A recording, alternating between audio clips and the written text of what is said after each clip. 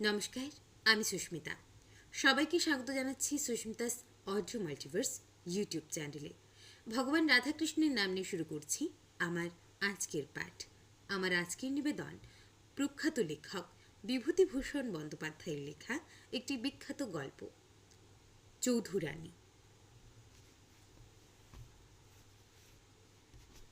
এই ইতিহাস আজকালকার দিনে শোনাবার মতো বলেই শোনাচ্ছি। যদি লিখে রেখে না দেই এ কথা কেউ জানতে পারবে না। অনেক লোকের উপকার হবে পড়লে এ বিশ্বাসে লেখা। আমার ছেলেবেলাতে গ্রামের উপারায় রামলাল কাকার হাক ডাক ছিল। তার প্রজা তার মুখের হুকুমে 100 জোয়ানমর্দ পুরুষ লাঠি হাতে এগিয়ে আসত। শক্ত হাতে লাঠি ধরতে না পারলে তখনকার দিনে পাড়াগায়ে জমি জমা রাখা যেত না। জমি নিয়ে দাঙ্গা, জমির ফসল লুঠোত্রাজ এসব ছিল নিত্য নৈমিত্তিক ঘটনা। রামলাল কাকার প্রথম পক্ষের স্ত্রী আমার মায়ের চেয়ে 3 বছরের বড়। তিনি ছিলেন মায়ের সই। তাকে সইমা বলেই ডাকতাম। সইমা দেখতে শুনতে ভালো ছিলেন। সবাই তাকে সুন্দরী বলতো। তার 5-6টি ছেলে মেয়ে হয়। বড় ছেলেটি বুদ্ধিমান কিন্তু অবস্থাপন্ন ঘরের ছেলে, বিশেষ লেখাপড়া শেখেনি। অল্প বয়সে জমিদারি সেরিস্তায় নাইবি কাজে ভর্তি হলো। এই সময় সইমা মারা গেলেন। রামলাল কাকা আবার বিবাহ করলেন। কয়েক বছরের মধ্যে 3-4টি ছেলে মেয়েও হলো। কিছুদিন পরে রামলাল কাকা আবার বিপত্নিক হলেন। প্রায় সঙ্গে সঙ্গেই আবার বিবাহ করলেন। তৃতীয় পক্ষের স্ত্রীরও 5-6টি ছেলে মেয়ে হলো। মাঝের পক্ষের প্রথম সন্তানের নাম আশালতা, বেশ সুন্দরী মেয়ে। রামলাল কাকা তৃতীয় পক্ষে বিবাহ করবার কিছুদিন পরেই আশালতার ভাই বোনগুলি একে একে মারা গিয়ে বেঁচে রইল কেবল সে নিজে। আশালতার বিয়ে হলো 11 বছর বয়সে এবং সে বিধবা হয়ে বাপের বাড়ি ফিরে এলো। কন্যা বিধবা হয়ে বাড়ি আসার পর থেকে সুখে রামলাল কাকার শরীর ভেঙে পড়ল এবং বছর খানেকের মধ্যে তিনিও ইহলোক থেকে বিদায় গ্রহণ করলেন। এর মুখ্য কারণ কন্যার বৈধব্য নয়, কেননা রামলাল কাকার মৃত্যু হয়েছিল বসন্ত রোগে। ভূমিকা এই পর্যন্ত। এখন আসল কাহিনী শুরু করা যাক। আমাদের এই ইতিহাস প্রধানত আশালতার ইতিহাস। ব্যাপারটি এখন যা দাঁড়িয়েছে যা তা এখানে আরেকবার বলি। রামলাল কাকার সংসারে এখন কর্তা হয়ে দাঁড়ালো ওর প্রথম পক্ষের জ্যেষ্ঠ পুত্র শরৎ। শরতের তখন বিয়ে হয়েছে এবং 2টি সন্তানও হয়েছে। শরতের ছোট ভাই সনত লেখাপড়া শেখেনি, সে গ্রামে ধানের ব্যবসা করে। প্রথম পক্ষের মেয়ে কটির বিবাহ হয়ে গিয়েছে, তারা সকলেই শ্বশুর বাড়ি। রামলাল কাকার তৃতীয় পক্ষের ছেলে মেয়েগুলির বয়স কম। বড়টি ছেলে, তার বয়স এই সময় 8। রামলাল কাকা সম্পত্তিওয়ালা লোক ছিলেন। বড় ছেলে শরৎ এমন দুষ্টু ফন্দি সব আঁটতে লাগলো যাতে তার নাবালক বৈমাত্রেয় ভাই বোনগুলি সম্পত্তির উপসত্ত্ব থেকে বঞ্চিত হয়। বিমাতার এই কোনো কথা সংসারে খাটে না। তার বয়সে খুব বেশি নয়। শরৎ জমি মৌরসি বন্দোবস্ত করতে লাগলো মোটা টাকা নিয়ে। গোলার ধান বিক্রি করে ফেলতে লাগলো আড়তদারদের কাছে, তাতে পেতে লাগলো মোটা টাকা। গাছের নারকোল সুপুরি বিক্রি করতে লাগলো কলকাতায় যারা মাল চালান দেয় তাদের কাছে। অথচ ওর বিমাতা বা বইমাত্র ভাই বোনগুলির পরনে ভালো কাপড় নেই, স্কুল পাঠশালায় যাবার বন্দোবস্ত নেই। যা টাকা পাওয়া যাচ্ছে ওরা তো তার ন্যায্য অংশীদার। অথচ শরৎ বা সনদ সে চিজ নয়। সোজা পথে হাঁটার অভ্যেস তাদের নেই। বিমাতা মুখ ফুটে কিছু বলতে সাহস করেন না নিজের চেয়ে বেশি বয়সের সৎ ছেলের কাছে।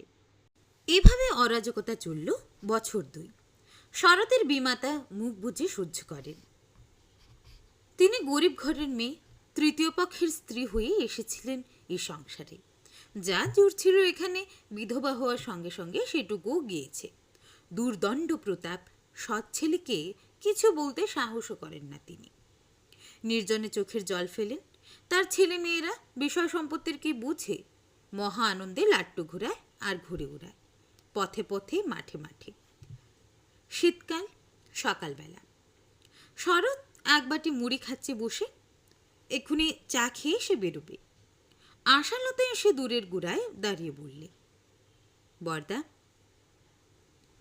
শরৎ মুখ তুলে বললে, কে রে?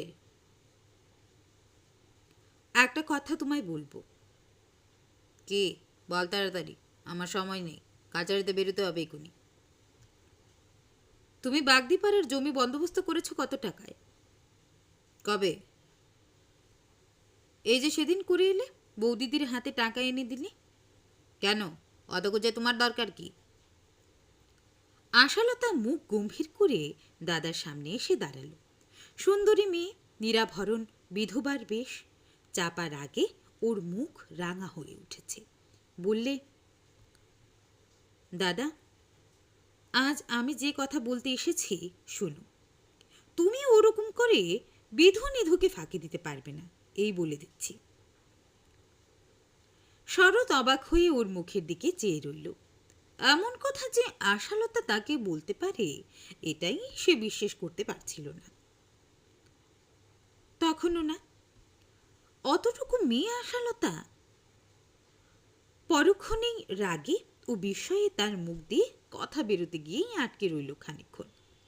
যখন কথাটা বেরিয়ে এলো অবশেষে, তা বড় অসংলগ্ন হয়ে পড়ল। তার মানে বোঝা গেল না। কি জমিকার টাকা বিধু নিধুকে ফাঁকি মানে? শুনো দাদা, বিধু নিধু আছে, ওদের 3টি বোন আছে। ওদের তুমি দেখো না, মা ভালো মানুষ, তিনি কিছু বলতে পারেন না। ওদের না আছে কাপড়, না আছে একটা ভালো জামা। মায়ের একখানা থান, তাই শুকিয়ে নেন। বিধু বড় হয়েছে, ওকে স্কুলে দিলে না, ওরা সব খাবে কি করে এরপরে? কে খাবে সেই আমি কি জানি? আমারই বা কি দায় পড়েছে বিদুর পড়া নিয়ে মাথা কামাবার? বাবা থাকতেই তো আমাকে আর সনদকে পৃথক করে দিয়ে গিয়েছেন। কিন্তু সেসব কথার কি দরকার এখন জিজ্ঞেস করি? তোমার সে সর্দারি করার দরকার কি? আশালতা দৃঢ় সুরে বললে, সর্দারি করিনি দাদা, কিন্তু না বলেও আর পারছি নে। মা কিছু বলেন না, কিন্তু এটুকু তো বুঝেন যে বিধুনি তো ফাঁকে পড়ছে। তুমি যে জমি বিলি করলে, বাঁশ ধান বিক্রি করলে, পুকুর জমা দিলে, সে টাকার ভাগ ওরা পাবে না। অথচ ওদের না আছে একটা ভালো কাপড়, না আছে একটা জামা। শরৎ রাগে কাঁপতে কাঁপতে বললে, এত বড় কথা তোর? তুই কথা বলতে আসবার কে শুনি? তোর কি বাগ আছে বিষয়ের? তোর কোনো জোর এখানে কাটবে না। আমার কথা তো একটু বলিনি দাদা। বিধু নিধুর ভাগ ওদের দাও, মাকে দাও। শৈলবালার বিয়ে দিতে হবে আজ বাদে কাল। সবে যদি বেঁচে কিনে ফেললে, কাল শৈলর বিয়ে হবে কি দিয়ে? সে ভাবনায় আমার রাত্রিরে ঘুম হচ্ছে না। মা গিয়ে বুঝুন তার মেয়ের বিয়ে কি দিয়ে হবে, আমার তাতে কি? এই কথা তোমার উপযুক্ত হলো দাদা? শৈলর বিয়ে না হলে কার মুখ হাসবে, মার না তোমার? লোকে বলবে অমুকের বোনের বিয়ে হলো নে, ঘরে রেখেছে। রাগ করো না দাদা, তোমার পায়ে পড়ি। আমি কিছু চাইনি, একবেলা দুটো আলু চালের ভাত, একখানা কাপড়। কিন্তু বিধু নিধুকে স্কুলে দাও, এরপর ওরা করে খাবে কি? তোমারই দোষ দেবে লোকে, আমাকে কেউ বলতে আসবে না, ভেবে দেখো। শরৎ একটা বড় ধাক্কা খেলে এই দিনটিতে। এতদিন তার বিশ্বাস ছিল সে যখন সংসারের কর্তা, সে যা করবে তাই হবে।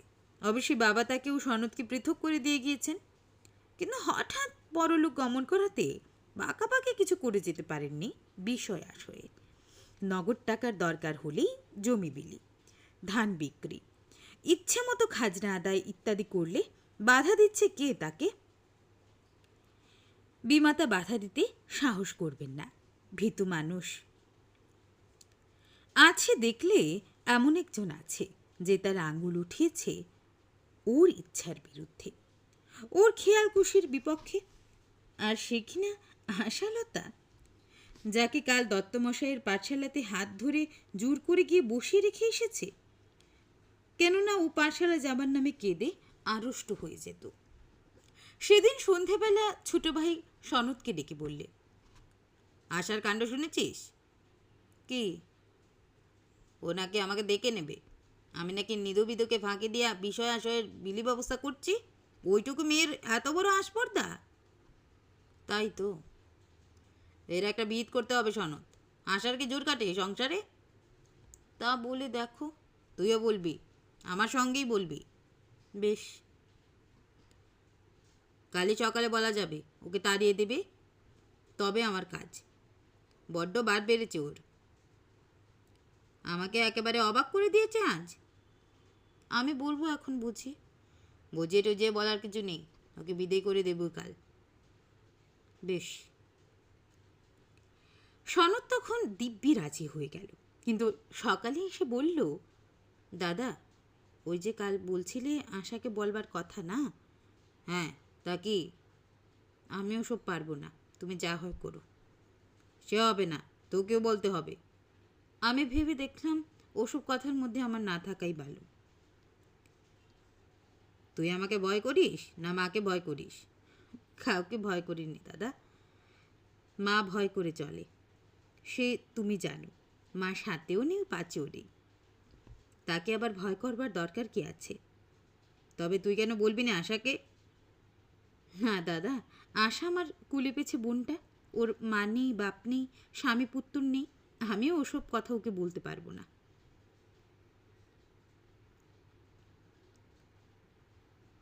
শরৎ মুশকিলে পড়ে গেল। দুই ভাই একযোগে কাজ করলে যে জোর পৌঁছতো, সে তো পৌঁছলও না। তার উপর সে দেখলে আশার ব্যাপার নিয়ে বাড়াবাড়ি করতে গেলে সনতের সঙ্গে মনোমালিন্য হওয়া বোধহয় বিচিত্র নয়। সনৎ এত দরদ দেখাবে আশার উপর, তাকে জানে একেবারে গদগদ বলিহারি। কিন্তু শরতের এ ধারণা ভুলও বটে, আবার নয় বটে। সেদিনই সনৎ আশাকে সিঁড়ির নিচের ঘরে নির্জন ডেকে বললে, তুই কি বলেছিস দাদাকে? কেন, কি বলবো? চোখ রাঙিয়েছি শুনলাম। ও মা, মাথা কুটবো তোর সামনে ছোটদা? আমি চোখ রাঙাবো বর্দাকে? আমি ন্যায্য কথা বলেছি। এই কথা শুনি। আশা সব ব্যাপার বললে, বলে কাঁদতে লাগলো। সনৎ বললে, কেঁদে মরছিস কেন তুই? না ছোটদা, তুই বল, আমি কি অন্যায় কথা বলেছি? তাই তো। আহা, মার কষ্ট দেখলে বুক ফেটে যায় ছোটদা। তুই বল, বড়দা এতগুলো টাকা পেলেন, জমি বিলি করে, জিনিস বিক্রি করে, একটা পয়সা মার হাতে দিয়ে বলেছেন, মা, তুমি একাদশীর দিন কিছু একটা কিনে খেও, কি শৈলকে একটা ফ্রক কিনে দিও। আহা, কিছু পরবার নেই ওর, শাড়ির পাড় জুড়ে জুড়ে আমি সেদিন ওর একটা ফ্রক করে দিয়েছি, তারপর বাঁচে। কে আছে ছোটদা ওদের মুখের দিকে তাকাবার? মা তো ভালো মানুষ। তার মানে তাই, তুমি গায়ে আগুন ঢেলে দাও, রাগ কাটবে না। এদিকে বিধু নিধু শৈল ভেসে যাক। তা তুই আমাকে বললি না কেন? আমি দাদাকে বলতাম। তুইও ওই একরকম ছোটদা, তোর দ্বারা হতো না। সনৎ আশাকে যতই স্নেহ করুক, সে বেশি দিন বাঁচেনি। সেই বছর শীতের শেষে নিউমোনিয়া হয়ে 7-8 দিন ভুকে সে মারা গেল। আশা দিনরাত রোগীর পাশে বসে সেবা করত, সারাদিন না খাওয়া ভুলে গিয়ে। মজুমদার গিন্নির মুখে আমি এই কথা শুনেছি, কারণ সে সময় দেশে থাকতাম না। মজুমদার গিন্নি বলেছিলেন, সৎ মায়ের পেটের বোন বটে, কিন্তু নিজের বোন কমই আছে আজকাল যারা অমন করে ভাইয়ের সেবা করে। ওর মুখে এইটুকু কথার মূল্য অনেকখানি। সনতের মৃত্যুর পরে সংসারে শরতের একাধিপত্য দৃঢ়ভাবে প্রতিষ্ঠিত হল। বাধা দেবার আর কেউ রইল না। রামলাল কাকার বিষয় সম্পত্তির মধ্যে যা ছিল, ভালো যে জমার খাজনা বিনা মোকদ্দমা সহজে আদায় হয়, যে আমন ধানের খেতে জল বাঁধে সকলের আগে এবং শুকর সকলের শেষে, এ কথায় দুধের শরটুকু শরৎ গ্রাস করতে উদ্যত হলো। আবার আশালতাকে গিয়ে দাঁড়াতে হলো ওর কাছে। শরৎ চিৎকার করে রেগে তক্তপোষ চাপড়ে কথা বলে, আশা ধীরভাবে মৃদু স্বরে কথা বলে। শরৎ দিন দিন বিস্মিত হচ্ছে, কি জানতো সেই আশা এই মানুষ। নিধু বিধুকে নিয়ে গিয়ে শরতের সামনে দাঁড় করিয়ে সেদিন বললে, ছেলে দুটো যে একেবারে বই গেল, এরা করে খাবে কি? এদের উপায় কি করছো বড়দা? আমি কি উপায় করব? তুমি এখন ওদের গার্জেন হয়েছ, তুমি করো। আমি তোমার পায়ের জুতোর তলা বড়দা, আমায় অমন কথা বলোনি। তোমাকে আর মিষ্টি কথা শোনাতে হবে না আমাকে, যাও এখান থেকে। এদের একটা উপায় কি করবে বড়দা? পায়ে পড়ি তোমার। মাইনে দেবে কে? তুমি। কেন আমি দেব? আমার। শরতের উত্তরের বাকি অংশটুকু ছাপার উপযুক্ত নয়। আশা চুপ করে থেকে বললে, তোমার পায়ে পড়ি দাদা। এদের লেখাপড়ার একটা হিল্লে করো, বাদর হয়ে গেল একেবারে। তবে তো আমার। শরতের সবটুকু উত্তর ছাপবার পুনরায় অযোগ্য হল। আশালতা পরদিন নিজে কোথা থেকে টাকা জোগাড় করে বিধু নিধুকে 2 মাইল দূরবর্তী সোনাখালী বাক্সার মাইনর স্কুলে ভর্তি করে দিল। ছেলে দুটো বধ হয়ে গিয়েছিল। নিজে জোর করে ওদের স্কুলে পাঠিয়ে দিত, নিজে সকালে বিকালে পড়াতে বসাতো। আশা নিজে লেখাপড়া জানতো সামান্যই। গ্রামের অমর্ত্য গুরুমশাইয়ের পাঠশালায় বাংলা সরল পাঠ 3য় ভাগ পর্যন্ত। কিন্তু নিজের চেষ্টাতে সে অনেক শিখেছিল। ওর মামা বাড়ি ছিল কলকাতার কাছে এরেদ। মা বেঁচে থাকতে সেখানে গিয়ে 2-3 মাস থাকতো। এরেদ থেকে একবার মামিমার সঙ্গে দক্ষিণেশ্বর গিয়েছিল। রামকৃষ্ণ পরমহংসদেবের কথা শুনেছিল। আমি অন্তত ওর কাছে একখানা কথামৃত দেখেছি। আশা রামায়ণ মহাভারত পড়ত, গীতা দুবেলা পড়ত, বাংলা কবিতা কিছু কিছু পড়ত। সৎমাকে বলতো, নিধু খুব বুদ্ধিমান মা, ও পড়ালে মানুষ হবে। মা বলতো, বিধুকে কেমন দেখলি? বুদ্ধি নেই এর মতো, তবে কিছু হবে। তুই চেষ্টা কর, হয়ে যাবে। আশা যেন উঠে পড়ে গেল নিধুকে মানুষ করতে। শয়নে স্বপনে ওর ওই এক ভাবনা। নিধুর এতটুকু বেচাল দেখলে নিজে শাসন করে, করা পাহারায় পড়াশুনো করায়। একদিন স্কুল কামাই করলে ভাত দেয়া বন্ধ করে দেয়। অথচ আশা আর বিধু নিধুর বয়সের তফাৎ খুব বেশি নয়, 8 বছরের কি 10 বছরের।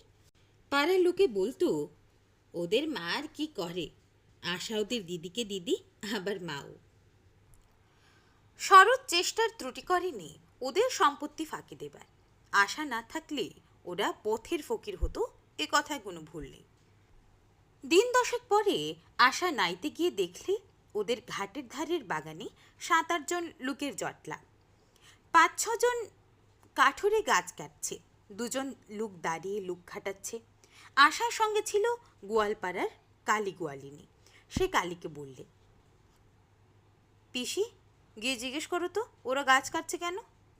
কালী জিজ্ঞেস করে এসে বললে, মা টাকরন, ওনারা বললে শরৎবাবু এই বাগানের গাছ বিক্রি করছে আমাদের কাছে। সে কি কথা? জিজ্ঞেস করে এসো কত টাকায় বিক্রি করছে। কালী আবার গেল এবং ফিরে এসে বললে, 300 টাকায় মা ঠাকুরন। আশা তখনই বাড়ি গেল তাড়াতাড়ি স্নান করে। শরতের সঙ্গে কথা বলাটা ভীষণভাবে দরকার। শরৎ ধীরভাবে বললে, কেন, তোমার সব জানাতে হবে নাকি? তুমি বাড়ির কে? মার বাঘ মা সই করে বিক্রি করেছেন নাবালকদের ওচি হয়ে। কত টাকা দিয়েছ মাকে? সে খুঁজে তোমার দরকার নেই, জিজ্ঞেস করে এসো। তাছাড়া ও বাগানের গাছ কেটে বিক্রি করার কি ক্ষমতা আছে তোমার? 50-60 টাকার ফল বিক্রি হয় বছরে। কেন ও বাগানের গাছ কেটে বিক্রি হবে? মা সই দিয়েছে। তোমার কাছে আমি সেই কৈফিয়ত দিতে রাজি নই, যাও তুমি। আশা ছুটে এসে সৎমাকে জিজ্ঞেস করে জানালে। কিছুদিন আগে একখানা কাগজে সই দিয়েছিলেন বটে, তবে কি জন্য তার সই নেওয়া হলো তা জানেন না তিনি। হ্যাঁ, কাল বিকেলে বিধু এসে তার হাতে 30টি টাকা দিয়ে বলেছিল বর্দা দিয়েছে। তিনি বাক্সে তুলে রেখে দিয়েছিলেন, এই পর্যন্ত। আশা রেগে বললে, তুমি খুব বোকা মা, সই দিতে বলে অমনি দিলে? আমাকে জিজ্ঞেস করোনি কেন? তুমি কি জানো কিসের সই? কিছুতেই কিন্তু আশাকে দমানো গেল না। সে ডানা দিয়ে আগলে রেখে দিলে বিধু নিধু শৈলকে নয়, শুধু তাদের মাকে পর্যন্ত, যদিও ওর মা তার চেয়ে বয়সে অনেক বড়। গ্রামের লোকে আশাকে শ্রদ্ধার চোখে দেখত, অনেকে অনেক রকম সাহায্য পেত আশার কাছ থেকে। কারো আতরে রাত জাগতে হলে আসা, কোনো যোগ্যী বাড়িতে রান্না করতে আসা, কারো বাড়ির ডাল বেটে দেবার সময় আসা। সারা গাখানার যে কোনো বিপদে আশাকে সবাই স্মরণ করবে এবং পাবেও। পাবে ঠিকই, ঘড়ির কাঁটার মতো পাবে। কখনো নিরাশ করেনি কাউকে।